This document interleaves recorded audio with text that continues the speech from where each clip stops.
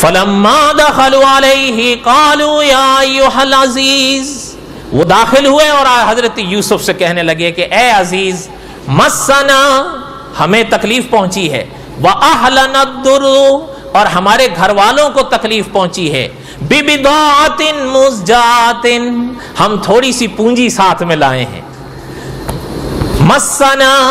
وَأَهْلَنَا الضُّرُّ وَجِئْنَا بِبِضَاعَةٍ مُزْجَاةٍ، ہم تھوڑی سی پونجی لائے ہیں، تھوڑے سے ہم پیسے لائے ہیں، ہمارے ہاں غلے کی قلت ہے چونکہ قحط ہے، اور یہ قحط وہاں تک پہنچا ہوا ہے، ہمارے ہاں کھانا پینا نہیں ہے، ہمارا گھر تکلیف میں ہے، آپ سے ہم مدد یہ لینے آئے ہیں کہ ہم تھوڑی سی پونجی ساتھ میں لائے ہیں، آپ ہمیں غلہ دیجئے۔ فَأَوْفِ لَنَا الْكَيْلَ، علماء نے لکھا ہے کیل اصل میں کہتے ہیں ماپ کو، لیکن مراد اس سے غلہ ہے۔ ماپ کو کیا کرنا تھا انہوں نے؟ کیا خیال ہے اس وقت آپ کو بھوک لگی ہو، ماپ چاہیے ہوتا ہے یا غلہ چاہیے ہوتا ہے؟ اس وقت ظاہر بات ہے غلہ چاہیے ہوتا ہے۔ علماء مفسرین نے لکھا ہے یہاں لفظ جو ہے لغوی معنی کے طور پر تو وہ ماپ کے لیے ہوتا ہے، لیکن اصل معنی جو ہے اس کا وہی ہے، غلہ ہے، وہ غلہ ہی مانگ رہے تھے۔ فَأَوْفِ لَنَا الْكَيْلَ، اور ساتھ میں وہ یہ بھی پتہ ہے کہہ رہے ہیں کہ ہم جو پونجی لائے ہیں ان کو خود بھی احساس تھا کہ یہ بس ردی قسم کی ہے۔ علماء مفسرین نے بڑی عجیب باتیں لکھی ہیں کہ وہ تھی کیا جو وہ لے کر آئے ہیں۔ قرآن پاک میں تو اللہ تعالیٰ نے اس کو ردی قسم کی پونجی قرار دیا، لیکن صاحب قصص الانبیاء لکھتے ہیں کہ قرآن تو قرآن ہے، اللہ تعالیٰ تو تفصیلات میں نہیں جاتے، اللہ تعالیٰ تو وہ بات بیان فرماتے ہیں جو آپ کے اور میرے لیے دنیا میں یا آخرت میں مفید ہوتی ہے، ورنہ آپ اور ہم جان کے کیا کریں گے کہ وہ کیا لائے تھے؟ بس ایک ردی قسم کی پونجی لائے تھے۔ اور قرآن پاک میں جو لفظ اللہ نے اس پونجی کے لیے استعمال کیا ہے نا کہ وَجِئْنَا بِبِضَاعَةٍ مُزْجَاةٍ، علماء مفسرین نے لکھا یہ جو مُزْجَاةٍ ہے نا، یا یہ جو لفظ قرآن پاک میں اللہ نے استعمال فرمایا، یہ اس پونجی کے لیے ہوتا ہے جو خود نہ چلے، اسے زبردستی چلایا جائے، اس پونجی کو کہتے ہیں۔ اب بس بات ختم ہو گئی، معنی یہ کہ اس کا کوئی خاص مقام یا کوئی ویلیو نہیں تھی، اب ان کو بھی احساس تھا، اس لیے وہ کہنے لگے ہم لائے تو یہی، امربت ہی یہی، فَأَوْفِ لَنَا الْكَيْلَ، اور ہاں لیکن ہاں ہماری گزارش یہ ہے کہ اس ردی پونجی کے بدلے میں بھی ہمیں غلہ پورا چاہیے۔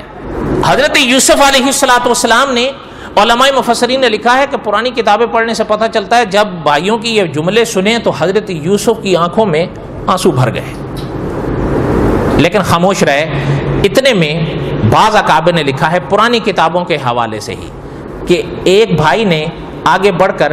والد کا یعنی حضرت یعقوب کا خط دیا حضرت یوسف کو، اگرچہ اس وقت ابھی تک بھائیوں نے حضرت یوسف کو تو پہچانا نہیں تھا، انہوں نے تو ابھی تک نہیں پہچانا تھا،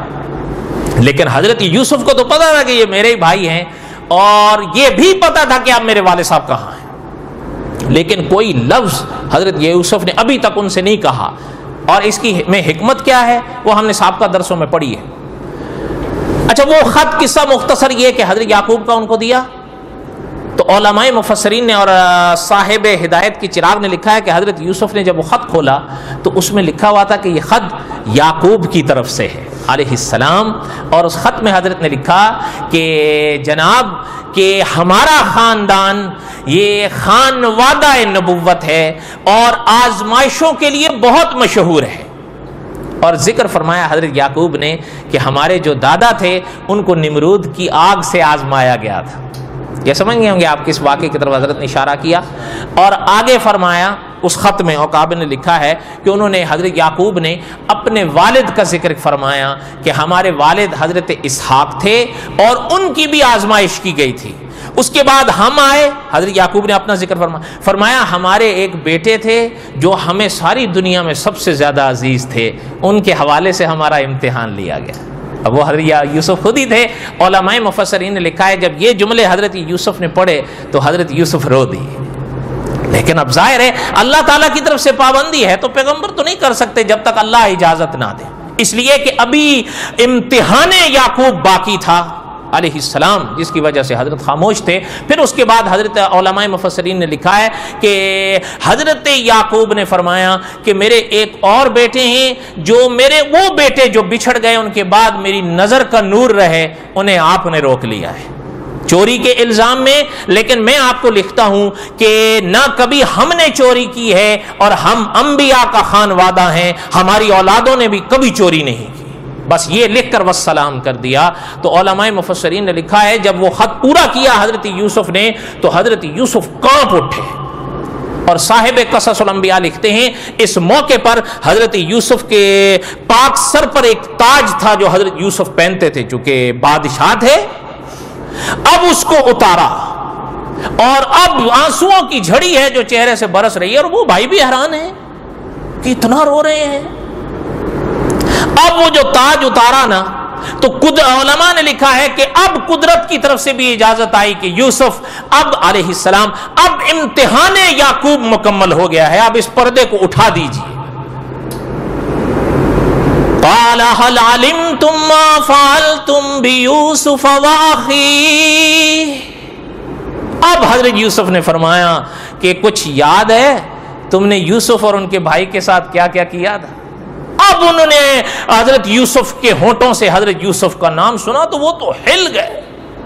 کیونکہ پہلے انہوں نے ذکر تو اجمالاً یوسف علیہ السلام کا کیا تھا، حضرت یوسف سے نام نہیں لیا،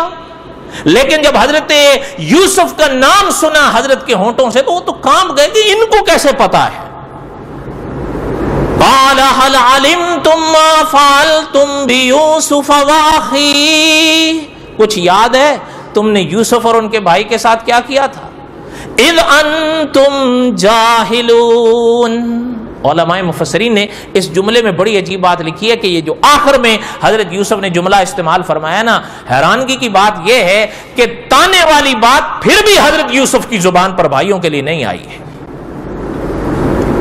پیغمبر ہوتے ہیں۔ اچھا، علماء مفسرین نے لکھا ہے جب حضرت یوسف کے ہونٹوں پر حضرت یوسف کا نام آیا نا تو اب یہ دیکھنے لگے، اور یہ پہلا موقع تھا جب ان کے سامنے حضرت یوسف نے تاج اتارا تھا، اب دیکھنے لگے تو بعض اکابر نے بڑا عجب نقش کھینچا ہے کہ دل کے وجدان سے ایک ہوک اٹھی کہ یہ چہرہ جانا پہچانا کیوں لگ رہا ہے، لیکن ماننے کے لیے پھر بھی تیار نہیں ہے، کیونکہ پھینکا کہاں تھا، اس لیے ماننے کے لیے تیار نہیں تھے، لیکن دل کا ایک کونا کہہ رہا تھا کہ کہیں یہ یوسف تو نہیں ہے، لیکن کہنے کی ہمت بھی نہیں تھی، وہ بادشاہ ہیں، عزیز ہیں، لیکن ڈرتے ڈرتے آخر پوچھا، قالوا اِنَّكَ لَأَنْتَ یوسف، کہیں آپ یوسف تو نہیں ہے؟ اب حضرت یوسف نے فرمایا، میں نے پہلے کہا نا کعبہ نے فرمایا اب ادھر سے اجازت آئی تھی کہ اب اس پردے کو ہٹا دیں، اب حضرت یوسف نے فرمایا قال انا یوسف وہذا اخی، ہاں میں یوسف ہوں اور یہ میرے بھائی ہیں۔ یہ اشارہ ان کا بنیامین کے لیے تھا۔ وہ کہنے لگے ہم نے تو آپ کو ٹھکانے لگا دیا تھا، آپ یہاں کیسے؟ حضرت یوسف نے جو جواب دیا، قد من اللہ علینا، یہ اللہ کا کرم ہے کہ ہم یہاں ہیں، بس اور کچھ بھی حضرت نے نہیں فرمایا۔ اسی موقع پر ہمارے ایک استاد تھے، وہ فرمایا کرتے تھے یہ جو ایک مصرع ہے نا جو شعر کی صورت میں زد زبان عام ہے کہ آقا یہ سارا تیرا کرم ہے کہ بات اب تک بنی ہوئی ہے، ہمارے اکابر فرمایا کرتے ہیں یہ شعر کی مہک دیتا ہے، بغیر تعویل کے اس سے چل نہیں سکو گے، اس لیے ہمارے اکابر یہ شعر یا یہ مصرع پڑھنے یا لکھنے کی اجازت نہیں دیتے، وہ فرماتے ہیں کہ کرم اللہ کیا کرتے ہیں، اور وہ فرماتے ہیں ذرا دور کیوں جاتے ہو، آپ غور کریں قرآن کریم کی جو پہلی وحی کا نور حضرت محمد الرسول اللہ کے دل پر اترا ہے صلی اللہ علیہ وسلم، وہ کیا سبق دیتا ہے؟ اقرأ وربک الاکرم، پڑھیے اس رب کے نام سے جو بڑا بہترین کرم کرنے والا ہے۔ وہ فرماتے ہیں کرم اللہ کرتے ہیں۔ اب یہ لفظ کہنا کہ آقا یہ سارا تیرا کرم ہے کہ بات اب تک بنی ہوئی ہے، یہ شرک نہیں ہے تو کیا توحید ہے؟ اب اس میں تو بے تعویل ہی کوئی کریں گے کہ نہیں جی ہمارا معنی یہ ہے، نہیں جی ہمارا معنی وہ ہے۔ اور علامہ خالد محمود صاحب لکھتے ہیں عوام تعویلیں نہیں جانتی، کوئی مولوی تعویلیں کر لے تو یہ وہ جانے، بیچارے عوام تعویلیں نہیں جانتے، ان کے عقیدوں کو تعویلوں کے زنگ سے برباد نہیں کرو۔ سیدھی بات ہے جو حضرت یوسف فرما گئے، یا انبیاء علیہ السلام کا مسلک ہے، یا اس موقع پر حضرت یوسف نے دو ٹوک فرمایا۔ آخر یہ بھی تو کہہ سکتے تھے نا کہ آخر ہم یعقوب کے بیٹے ہیں، ہم اسحاق کے پوتے ہیں، ہم ابراہیم کے پڑپوتے ہیں علیہ السلام، کیا بات کرتے ہو؟ نا، بس واضح لفظ فرمایا، قد من اللہ علینا، یہ اللہ کا کرم ہے کہ ہم یہاں۔ اور آگے کیا فرمایا حضرت؟ انہ من یتقی ویصبر فإن اللہ لا یضیع اجر المحسنین۔ حضرت یوسف نے فرمایا جو خدا سے ڈرتے ہیں اور صبر کرتے ہیں، اللہ ان کے اجر کو کبھی ضائع نہیں کرتے۔